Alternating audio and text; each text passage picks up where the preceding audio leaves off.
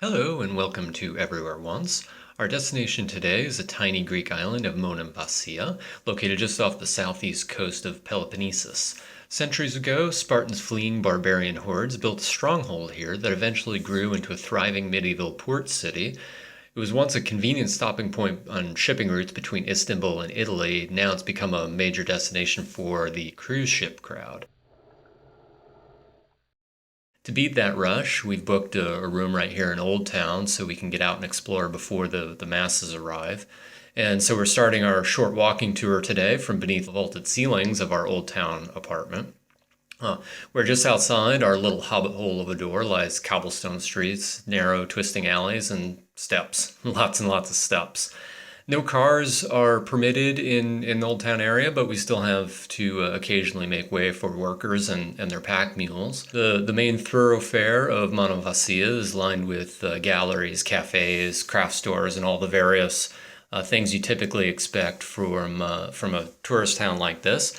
But because we're not interested in any of that, we'll keep walking down to the main square.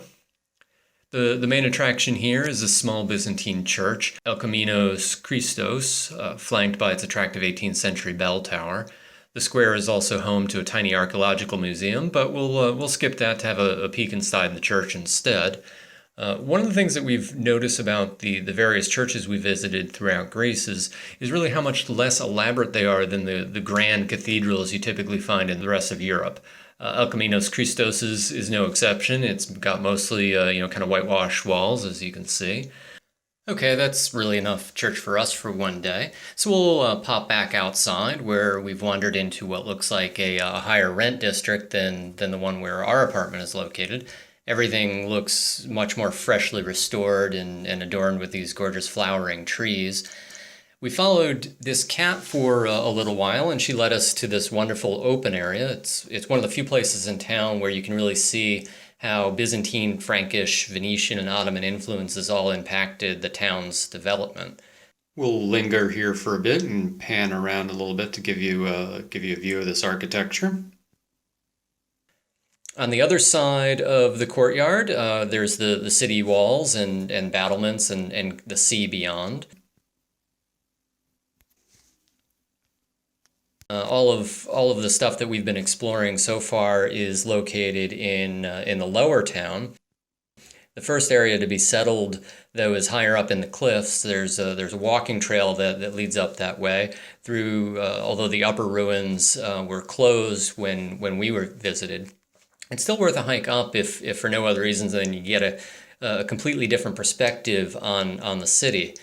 Just a little way out of Old Town, you suddenly feels wild. Up here, the quaint cobblestone streets and cafes are all replaced by kind of a dirt rocky walking path that's lined with giant spiders spinning their webs. But that's not why we made the climb. We really came up here to see the view of Old Town and the sea beyond. It's really quite impressive. Further along the Upper Town Trail, there's a tunnel that leads out through the defensive wall and back towards the causeway that connects Monemvasia to the mainland. On the other side of that wall, we see our first cruise ship of the day pulling into port. Soon, these quaint and quiet alleys we've been wandering will be clogged with day trippers. But we'll leave them to it. We have breakfast waiting for us back in our apartment. So until next time, that has been Everywhere Once and Monemvasia in Greece. Have a good day.